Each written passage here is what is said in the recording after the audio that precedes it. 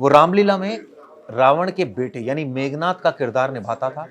क्या आप सोच सकते हैं, जिसके पिता के पास कई पैथ लैब्स हों, यानी कई पैथ लैब्स के वो मालिक हों, लखनऊ जैसे शहर में शराब की कई दुकानें हों, जिस मकान में वो रह रहे थे उसकी कीमत 25 करोड़ से ज्यादा की है, और ना जाने कितनी संपत्ति, कितनी एफडीज, कितनी सेविंग और कितने बैंक अकाउंट। यानी मोटा मोटा अगर माना जाए तो 100 करोड़ से ऊपर की आसामी। हम बात कर रहे हैं अक्षत की। आप सोच सकते हैं इस शख्स ने क्या किया। इस शख्स ने अपने पिता की हत्या नहीं की, हत्या तो की ही, लेकिन उसके बाद उसने क्या किया, शव को काट दिया, और वो भी आरी से। उसके बाद उसके टुकड़े कर कर नीले ड्रम में डाल दिए, वही नीला ड्रम जो मुस्कान के समय पर आपको याद होगा। और उसके बाद शव के टुकड़े कर कर कर लखनऊ से कई किलोमीटर दूर कई जगहों पर फेंके, और वो लगातार फेंक ही रहा था, यानी 2 से 3 दिन तक। लेकिन जब उसने पूरा काम कर दिया, कुछ टुकड़ों को ड्रम में छिपा दिया, कुछ टुकड़ों को फेंक दिया, तो उसके बाद पुलिस स्टेशन पहुंच जाता है और मासूम बनकर कि मेरे पिता का किडनैपिंग हो गई है, वो नहीं मिल रहे हैं। जब पुलिस ने इन्वेस्टिगेशन करी तो पूरा मामला खुल गया। आप सोचिए, इस शख्स ने अपने पिता के कई टुकड़े किए, वही पिता जिन्होंने पाल पोस कर इसको बड़ा किया। लेकिन वो ये भूल गया कि उसके पास इतनी बेशुमार दौलत है जो उसी को मिलती। लेकिन 21, 22, 23 साल के उम्र में यही कहा जाता है ना कि दिमाग आपका 7वें आसमान पर होता है, ठीक वैसा ही हुआ। और आप देखिए इस शख्स ने इस घटना को अंजाम दिया। एक कहानी है लखनऊ की, और ये कहानी सुर्खियों में है। लखनऊ का एक इलाका जहां पर मानवेंद्र अपने परिवार के साथ रहता था। उनकी पत्नी का 9 साल पहले देहांत हो गया था। घर में एक छोटी बेटी, एक बेटा और एक अक्षत। बेटी 11th स्टैंडर्ड में, बेटा पुलिस में, और पिता का सिर्फ एक कारोबार नहीं, कई कारोबार और करोड़ों रुपए की इनकम। कई पैथ लैब्स, आप सोच सकते हैं, शराब के कई ठेके, और उसके बाद जिस घर में रह रहे हैं उसकी कीमत 25 करोड़ से ज्यादा। और आप सोचिए, दरअसल मानवेंद्र चाहता था शुरुआत से ही, अगर मैं इस पूरी कहानी को आपको बताऊं, जब घर में मानवेंद्र की पत्नी का निधन हो गया तो परिवार बहुत शैटर्ड हो गया, और उस वक्त ये लगा कि बच्चों की देखरेख कौन करेगा। और आप सोचिए, मानवेंद्र ने शादी तक नहीं की, सिर्फ ये सोच के कि अगर कोई अ, उनकी नई माँ आ जाएगी, सौतेली माँ आ जाएगी, वो पता नहीं प्यार करे ना करे, ऐसा तो नहीं मेरी दौलत पर उसकी नज़र रहे। तो उन्होंने सोचा कि मैं शादी नहीं करूँगा, अपने बच्चों का ध्यान रखूँगा। वक्त बीतता चला गया, बच्चे बड़े हो गए। एक बेटी उनकी 11th स्टैंडर्ड में है, एक बेटा उत्तर प्रदेश पुलिस में। आप सोचिए, इतना होनहार बनाया। चाहते तो आराम से अपने बिजनेस में सेटल कर देते, लेकिन नहीं किया। ये चाह रहे थे मानवेंद्र कि वो अपने पैरों पर खड़ा हो, और यही उम्मीद उनकी अक्षत से थी। लेकिन अक्षत का दिमाग कुछ अलग ही था, वो कुछ ज़्यादा बिगड़ैल था। वो शराब पीता था, वो घर वालों की बिल्कुल बात नहीं मानता था। एक बार घर में चोरी भी हो गई थी, और आरोप लगा नौकरानी पर। लेकिन बाद में पता चला चोरी में जो शामिल था वो कौन था, वो अक्षत ही शामिल था। यानी घर से पैसे भी चुराने लगा था। वो चाहता था कि कुछ पैथ लैब्स पिता बेच दे, और उससे जो पैसे आए उसको रेस्टोरेंट बार खुलवा दे। यानी एक अलग माइंडसेट का आदमी। लेकिन पिता को यह बात बिल्कुल मंजूर नहीं थी। पिता चाह रहे थे कि उनका बेटा अपने पैरों पर खड़ा हो, ताकि उसको पैसों की वैल्यू का पता चले, उसको ये पता चले कि इतना पैसा कमाना कोई आसान काम नहीं है। और आप सोचिए, इस शख्स ने क्या किया। बार बार, चूंकि घर में माँ का साया उठ चुका था, तो ऐसे में समझाने वाला कौन था, सिर्फ पिता। बार बार वो समझाते थे, कई बार उसकी बातों को मानते भी थे। लेकिन ये कहा जाए कि अक्षत उनके हाथ से निकल गया था, तो इसमें कोई दो राय नहीं है। वो दोस्तों के साथ घूमता, पार्टीज करता, घर में आना जाना कम होता, शराब भी पीता, कई बार घर में झगड़े होते इस बात को लेकर। लेकिन एक बात जो पिता को लग रही थी शुरुआत से, कि पिता चाहते थे कि वो नीट का एग्जाम दे। 2 बार एग्जाम भी दिया उसने, फेल हो गया। लेकिन फिर भी वो चाह रहे थे कि वो मेडिकल लाइन में जाए, क्योंकि आने वाले वक्त में पैथ लैब्स हैं, तो वो चाह रहे थे कि खुद ही संभालेगा तो अच्छी बात है, वो खुद प्रोफेशनल हो जाएगा। मुझे लगता है ये मानवेंद्र की जो सोच थी वो गलत नहीं थी, लेकिन अक्षत को ये बात समझ नहीं आ रही थी। उसको लग रहा था कि मैं तो रेस्टोरेंट बार खोलूँगा। चलिए मैं ये भी मान सकता हूँ कि कई बार बच्चे का मन नहीं होता कुछ करने का, वो अपने हिसाब से जीना चाहता है। लेकिन आप सोचिए इस बात को लेकर टकरार शुरू हो गए।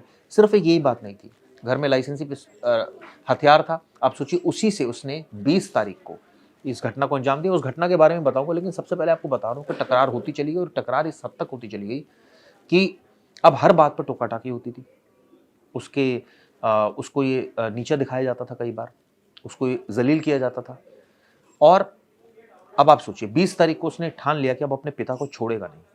रात के वक़्त 3rd फ्लोर पर अपने पिता की लाइसेंसी रिवॉल्वर से उनको गोली मार दी सर में। कितनी नफ़रत रही होगी अक्षत को अपने पिता को लेकर। उसके बाद आप सोचिए बाज़ार गया, आरी खरीद के लाया।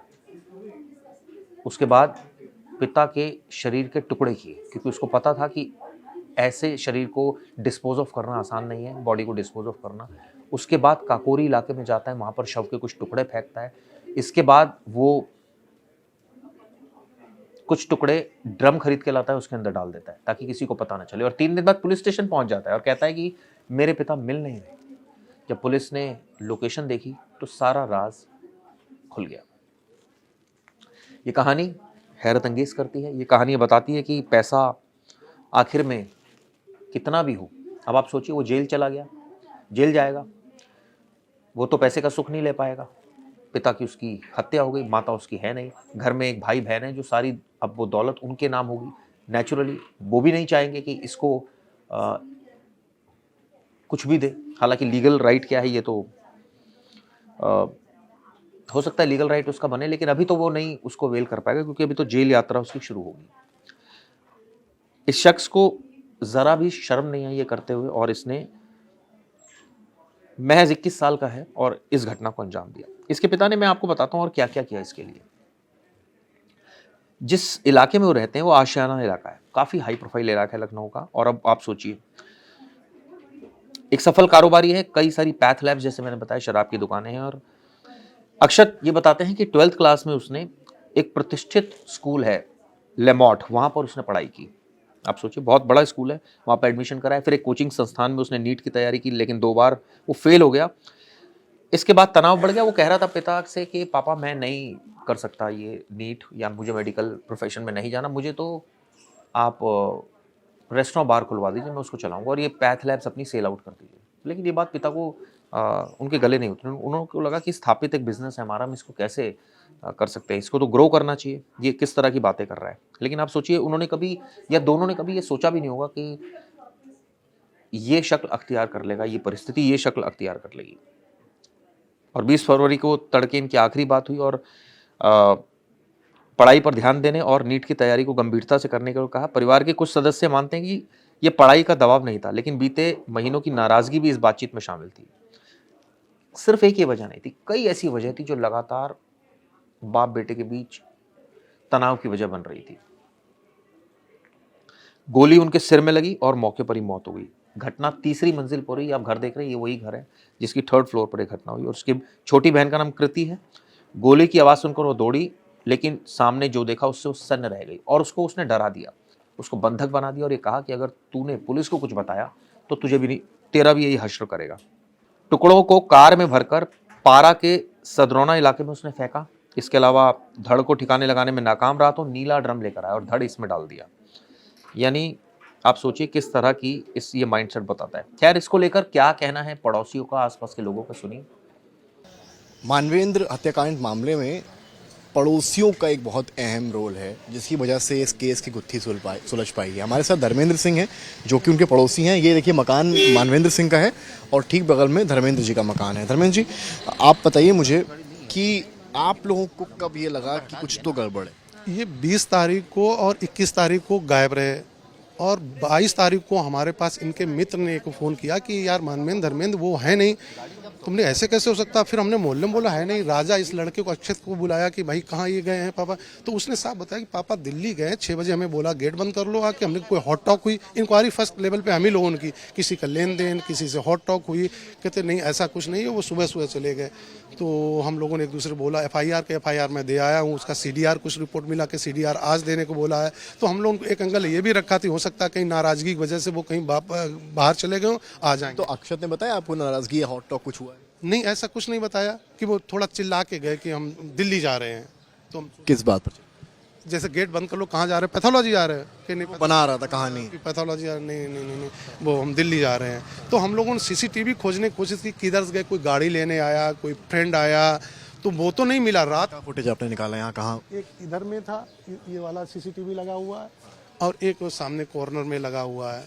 तो वो रात में आते हुए तो दिखे, जाते हुए नहीं दिखे। तो हम लोग घर में एंट्री दिखी लेकिन बाहर कब निकले वो नहीं दिखाई। तो हम लोगों ने हो सकता पॉलीथीन लेके गए हों, अकेले गाड़ी पे ना गए हों, ऐसे करके तो उसको इग्नोरेंस दे दिया थोड़ा। दरवाजे का एंट्री एग्जिट तो एक ही है। हाँ, एंट्री नहीं, दरवाजे का सीन नहीं आता हमारे पास, तो लेकिन अगल बगल के आते हैं। तो इतना ज़्यादा फोकस नहीं किया क्योंकि बेटा हमारे साथ था, बेटा बेटी और सब। उसने कुछ भेजा था? फोटो जरा दिखाइए किस चीज़ से? वो हमने मानवेंद्र मिसिंग का, सब लोग पूछ रहे थे। मानवेंद्र मिसिंग का एक ग्रुप भी बना लिया गया था। जब मानवेंद्र यहाँ नहीं मिले तो मतलब जो मोहल्ला था वो लगा था कि आखिर मानवेंद्र गए कहाँ, जो हंस खेल रहे थे। अब हम आपको ग्रुप भी दिखाएंगे, जो ग्रुप मानवेंद्र, ये देखिए, दिखाइए जरा, Manvendra Mishra update, Manvendra missing update है। और इसमें तमाम लोग ऐड हैं और लगातार पूरी सोसाइटी इस कोशिश में थी, मोहल्ला इस कोशिश में था कि लगा था कि भाई बड़े मतलब सभी। तो इसमें क्या कुछ हुआ, बातचीत दिखाएंगे जरा एक बार। ये क्या है? ये यहाँ से हुआ, यहाँ का एफआईआर सबसे पहले, ये एफआईआर कॉपीज हैं जो कि मिसिंग रिपोर्ट रिपोर्ट थी। फिर ये जब हम थाने गए तो वो वाला अपडेट दिया है। फिर इसके बाद डीएसपी ऑफिस गए, फिर अपडेट, फिर बोला फोटो मीडियम देना है, तो मानवेंद्र जी की तस्वीर है। फिर ये फोटो हाँ, फिर इसके बाद ये लोग पूछ रहे हैं बाकी। तो हमने ये बोल रहे हैं, तो मैंने इस टाइप का ये वो एफआईआर जो अपडेटेड हुई थी। हाँ, फिर इसके बाद ये जो गाड़ी में पकड़ा गया लड़का वो अपडेट दिया, ये बैठा अंदर था, ये अक्षत अंदर था, वो अपडेट दिया इस पे ग्रुप पे। फिर इसके आगे और फिर जब शोक समाचार डाल दिया कि भाई ही इज नो मोर। फिर ये वीडियो जो हम लोगों ने बनाया था, ये कल ही के हैं, जब शाम को जब पुलिस आने लगी है। तो ये कहानी है। आप लोग को उम्मीद थी कि ऐसा कुछ? बिल्कुल उम्मीद नहीं थी, लेकिन लड़के को तो हम नेगेटिव प्रोफाइल में 1% देते थे। क्यों? क्योंकि उसका जो 3 साल पहले ये लड़का घर से भागा था फिल्मी स्टाइल में, कुछ टैक्स बचने के लिए बाप अपने बेटों के नाम से 5-5 लाख रुपए डाल दिए। ये भी एक्सेस नहीं देना चाहिए बच्चों को, और एक्सेस नहीं दिया जाएगा तो उसका भी प्रूफ है कि एक्सेस जबरदस्ती ले लिया जाता। तो ये बहुत मिस्ट्री, मतलब एक नॉलेज के लिए बता था। क्या हरकतें अक्षत की थी कुल मिलाकर? लड़का लामार्टियन में पढ़ा हुआ था। हाँ, तो फिर हरकत कुछ नहीं थी, बहुत सिंपल। नशे वगैरह में था या कुछ? ऐसा नहीं था। वो अपने दोस्तों जो भी रहा हो, यहाँ बहुत सिंपल दिखता था हम लोगों को। एक बात समझ में नहीं आ रही मुझे, 6-8 दिन बॉडी रही, 4 दिन बॉडी रही, 4 दिन रही। लड़के ने तो कत्ल किया, मान लेते हैं कि उसका कोशिश था कि इसको बरामद करते हैं, लेकिन लड़की भी 4 दिन घर पे है। ये भी पॉइंट है। ये तो लड़की के लिए हम लोग, मेरी बीवी इतनी रोती थी कि इतनी इनोसेंट फूल सी लड़की है और ये कैसे रहेगी, भगवान करे उनके बाप आ जाएं। लेकिन लड़की को जब कल ये देखा कि जिस दिन घटना नहीं, जिस दिन जनाब घटना हुई है, मैं उस दिन मान सकता हूँ कि इसने कहा मार देंगे या डर गई। अगले 2 दिन बाद तो उसको घर से भागने की भी, ये जांच का विषय है। लिटरली आप सही बोल रहे हैं ना। यही तो हम लोग नहीं सोच कि बेटी ने क्यों नहीं बताया। वो 21 तारीख पेपर भी देने गई, वो 2 दिन बाद भी बता सकती थी जब वो इमोशनली उस ट्रॉमा से बाहर। ये मतलब कह नहीं बता सकते, क्या कह दे हम लोग, बच्चे क्या कर गए। बस ये तो है, तो कुछ मिले हैं। क्या लग रहा है कारण क्या है? नीट है या कुछ और ही है? मनी एक्सेस है या अपना प्रभुत्व लेना, या बाप से कुछ लड़ाई झगड़ा, वो किसी बाप को रोक चाहता वो नहीं करने को मिल रहा है, बाप ने डांटा। वो तो जानकारी है, वो गोली मारी और शव काटा। हाँ, गोली मारी, राइफल से गोली मारी। राइफल जिस दिन आई थी, मतलब एक राइफल है, एक पिस्टल है, और उसे गोली मारी। ये उड़ गया थी, चेहरा दिख नहीं रहा, तो बॉडी में नहीं था ये वाला पोर्शन। यहाँ मारा तो ये उड़ गया। हाँ, उड़ गया था। और फिर उससे सबसे बड़ी दर्दनाक घटना है कि उसको पीस कर करके कैसे ऊपर से नीचे लाया, नीचे में उसको डंबर से नीचे लाया है ऊपर से, 3rd फ्लोर से। किस समय लाया? क्योंकि फ्लड लाइट जलती है। मतलब वो जब हम लोग सोते थे तो वो एक्टिव होता था। इस फ्लोर पे दिखाइए जरा, सामने 1st फ्लोर पे तो किराएदार हैं, ऊपर भाई हैं, तो पर भाई है, ठीक है, तो उस बीच पे किराएदार है। तो जब बॉडी नीचे ला रहा है तो किसी को पता ही नहीं चला। तो रात में किस समय लाता है? बॉडी टकराएगी, कुछ तो आवाज होगी। जाई में बंद करके। तो वही बोला कि जब ये हम लोग सब लोग, जब मेरे साहब ये बहुत है, इंक्वायरी करते हैं कि वो कब खाना आया, कब कोरियर आया, कब आया, सब पता रहता है। लेकिन यहाँ जैसे चोर आते हैं तो कुत्ते भी शांत हो जाते हैं। बताइए, आपका घर बगल में है, ठीक है, भाई आप लोग सो रहे होंगे रात के समय, गोली चली, आवाज नहीं आई किसी की। सर जैसे कि वो कमरे के अंदर होली सॉरी ये शादी। शादी चल रही है सामने 3-4 हॉल है, मैरिज गाना बजाना पटाखे चल रहे हैं, क्या धंधे हैं। मध्यरात काफी तो शादी हुई है भाई, शादी सीजन चल रहा है, शादी खुद आया था ये 19 तारीख की। उदयवीर सिंह जी हमारे साथ हैं। उदयवीर जी, ये जो सारी घटना हुई है यहाँ आपकी कॉलोनी में, जो आपकी बेटी है वो उनकी बेटी की दोस्त है, अक्सर साथ में पढ़ाई करते थे, खाना खाते थे साथ में। जब ये घटना हुई है उसके 2-3 दिन तक वो पढ़ाई कर रही थी अपने एग्जाम के लिए, जब बॉडी घर पर थी वो आपके घर भी आई। कैसा बेटी का रवैया कैसा लग रहा था? कुछ नहीं, सामान्य थी। उसने मेरे से दादू नमस्ते, मैं नमस्ते कह ठीक है। और पहले आई थी घर तो उसने ये भी पूछा था कि मैं यहाँ आके पढ़ लूँ, तो पढ़ लो। ऐसा क्यों? क्योंकि वो अपने घर में नहीं पढ़ पा रही थी, ऐसा था? नहीं, बस सहेली के वो भी इम्तहान दे रही है ना, तो उसके ही पास गई थी, यहाँ आके हम पढ़ लें, बस पढ़ लो दोनों। मेरे से नहीं कहा, वो हमारी लड़के की बहू से पूछा, आंटी मैं यहाँ पढ़ लूँ तो पढ़ लो बस। और इससे ज़्यादा बात कोई हुई नहीं। और नहीं यहाँ इनको ज़्यादा परिवार से हम मेरा नहीं संबंध। आपका नहीं, बच्चियों का आपस में? लड़कियों को जो अच्छे वो आती थी, कोई एक आधी दिन जाता हुआ रोज आती थी। क्योंकि बड़ी बात अंकल ये है ना कि जब घटना हुई है बॉडी 3 दिन 4 दिन कटी हुई रखी रही, तो लड़की को तो पता था ये सारी चीजें हैं, उसके बाद भी वो नॉर्मल एक्ट कर रही नॉर्मल ही थी, किसी तरह से कोई चेहरे पर भी उन्हें। थी। अक्षत का तो इन्वॉल्वमेंट आ ही गया, उसने एक्सेप्ट कर लिया। कल पेपर देने भी गई है। तो बेटी को सब पता था, कहीं बेटी को भी तो उसमें उसको इन्वॉल्व? लड़की को भी नहीं मालूम, किसी को नहीं मालूम, हमारी पोती को भी नहीं कुछ होता। उनको तो नहीं पता होगा, आपकी पोती को तो खैर, पर बेटी को क्योंकि पता है, तो बेटी और अक्षत कहीं मिले एक प्लान्ड वे में तो कुछ नहीं हुआ है। नहीं नहीं, इस तरह कोई बात ही नहीं आता।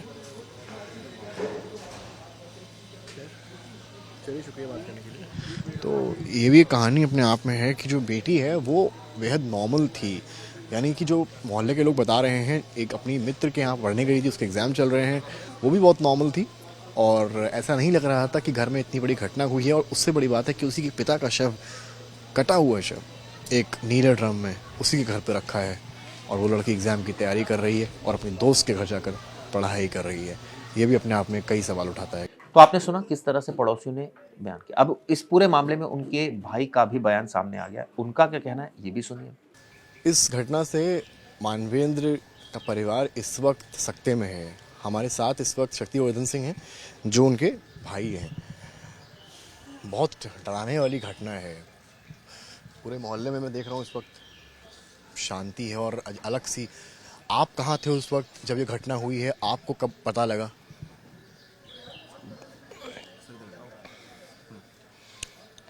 हमको 20 तारीख को मोबाइल स्विच ऑफ मिला सवेरे से। तब हमने इनके लाने पता किया कि भैया स्विच ऑफ क्यों है। हमको बताया गया कि वो दिल्ली गए हैं। आपने किससे पूछी ये बात? उसके लड़के से, अक्षत से? हाँ अक्षत से। क्या कहा उसने? उसने कहा कि वो दिल्ली गए हैं, सुबह निकल गए थे और 2 दिन बाद वापस आएंगे। तो हमने कहा ठीक है, 1 दिन तक इंतज़ार किया। दूसरे दिन शाम तक है ना, वो दूसरे दिन शाम तक फिर भी स्विच ऑफ रहा।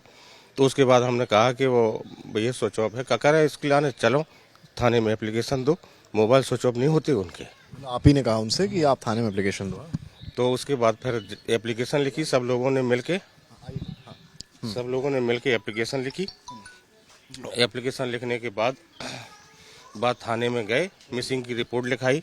उसके बाद हम लोग कैमरे ढूंढते रहे और तलाश करते रहे, लेकिन कोई पता नहीं चला। कैमरे में जब उनकी गाड़ी इस घर से अंदर गई, वो आपको दिखा 19 से 20 तारीख को? 19 तारीख की रात के 1 बजे वो शादी से आए और वो अंदर गए हैं।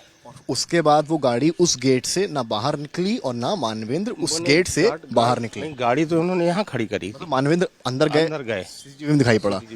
मानवेंद्र सीसीटीवी से बाहर आए, वो नहीं दिखाई? वो दिखाई नहीं पड़ा। तब उसने ये कब पता चला आपको? ये पता चला हमको 22 तारीख को। फिर आपने अक्षत से क्या कहा? फिर हम अक्षत पर आपको शक? नहीं, शक नहीं किसी पे हुआ। हमने कहा चलो भाई मिसिंग। फिर के बाद थाने गए, एप्लीकेशन दी। थाने में उनसे कहा कि भैया हम 2 दिन हो गए, 2 दिन हो गए हैं, आप किसी तरह उनको दीजिए, तलाश करिए। फिर उन्होंने नहीं सुना। फिर उसके बाद हम वो डीएसपी ऑफिस गए कल, तब फिर उन्होंने फिर एक्शन में आए, फिर उन्होंने अपनी छानबीन शुरू करी। और छानबीन के बाद फिर क्या हुआ? छानबीन के बाद फिर वो हम थे नहीं, हम तो तलाश रहे थे कहीं ना कहीं। फिर यहाँ फिर वो आई पुलिस, उनको उठा के ले गई। बाद में अक्षत पर शक कब किया आप लोगों को? अक्षत पे शक नहीं गया एंड। पुलिस ने ढूंढा फिर? हाँ, अक्षत पे कोई शक नहीं गया। तो अक्षत ने बॉडी कहाँ, वो तीसरे नंबर पे रखी थी? नहीं, अभी तो जब हमको ये बताया गया कि तीसरे मंजिल पे है जो ना गोली मारी, ये पुलिस वालों का कहना था कि वो फिर जो भी वहाँ हुआ हो, हम ऊपर गई नहीं, पहुंचे नहीं। नीले ड्रम में कटा हुआ शव आपके भाई का उनके ही बेटे के द्वारा आपने देखा? नहीं नहीं था, लेकिन हमने नहीं देखा, देख नहीं पाए? हम नहीं देख पाए। हमने तो कल क्या, जब ये बताया गया था कि भाई सब कटा हुआ है, पूरे हाथ पैर नहीं है, हमने कहा हमने आपकी देखा। आंखों में मैं आंसू भी देख रहा हूँ। मैं आपके तो देख खैर, पाएंगे। आपका तो बचपन उन्हीं के साथ गया है। बचपन क्या हमारा, 30 साल का साथ, साथ में खेले, साथ में पढ़े। सब कुछ साथ में किया, बिजनेस भी साथ में किया, 30 साल का साथ है। आपके लिए कितना दुखदाई क्षण है? हमारे लिए तो बहुत बड़ी समस्या है, हमें तो समस्या से लड़ना है। आप पुरुष हैं, आप बहुत सोसाइटी में इमोशनल भी नहीं हो सकते, आपको परिवार को संभालना है। सब कुछ देखना है, सब कुछ देखना है। लेकिन एक पुरुष से पहले एक भाई हैं और उस भाई की आंखों में आज आंसू हैं। क्या करें, अब घटना के लिए क्या कर सकते हैं। आखिरी बार मानवेंद्र जी से कब बात हुई थी आप? हमारी बात भाई 19 तारीख की रात के 10 बजे हम दोनों लोग साथ में शादी में गए थे। शादी में क्या माहौल था? बढ़िया था, हम तो बिल्कुल जैसी रहती थी वैसी रहते, तो एक बिल्कुल बिल्कुल कोई अलग नहीं कर सकता था, किसी की ताकत नहीं थी। सामान्य आंसू आपके मैं देख रहा हूँ। आप जब गाड़ी उनकी यहाँ आई, आपका घर सामने है, तो क्या कह के गए थे वो? फिर मिलते हैं? नहीं, हमसे ये कहा था कि हम शादी में जा रहे हैं, दूसरी शादी में वापसी आए और सवेरे हमारी मीटिंग लगी थी, उसी दिन मीटिंग लगी थी। इन्होंने हमको 1 बजे 1:30 बजे मैसेज किया कि आबकारी विभाग में मीटिंग है, और वो मैसेज देख के वो मैसेज इसलिए कर देते थे कि हम टाइमली तैयार हो जाए। यूजुअली भाइयों में ये होता है कि गले नहीं मिलते हैं जल्दी। आपको मलाल है इस बात का कि आखिरी वक्त अगर आप गले मिल लेते तो सुकून थोड़ा होता? वे थोड़ी जानते थे कुछ, अब लग रहा है? अब तो बहुत कुछ लग रहा है। क्या लग रहा है? भाई साहब, हम शुरू से बिजनेस में एक रस्सी की तरह बंधे हुए थे, रस्सी को कैसे खोल सकते हैं। किस पर आपको गुस्सा आ रहा है? अपने आप पे आ रहा है कि क्या करें, अपने लोग ऐसे हैं तो क्या कर सकते हैं। अक्षत भी आपके सामने बच्चा रहा है, आपने खिलाया है। हमारे सामने पैदा हो गए हैं, क्या कारण रहा होगा? अब ये कारण पता नहीं चल रहा है। नीट लोग कर रहे हैं, इतना बड़ा कारोबार, वो नीट जहाँ का- चाहते नीट वहाँ। का- नीट का कोई ताल्लुकात नहीं। फिर क्या है? अब क्या बता दे, वो तो वही बता सकते हैं, बहन भी चुप है। वो तो वही बता सकते हैं क्या है। दोनों को पता था इस बारे में, बहन भाई दोनों को? ये नहीं बता सकते भाई, ये कुछ नहीं बता सकते। चलिए, अपना आप बहुत ख्याल रखिए, और पूरा मोहल्ला फिलहाल आपके साथ देखिए खड़ा ही हुआ है।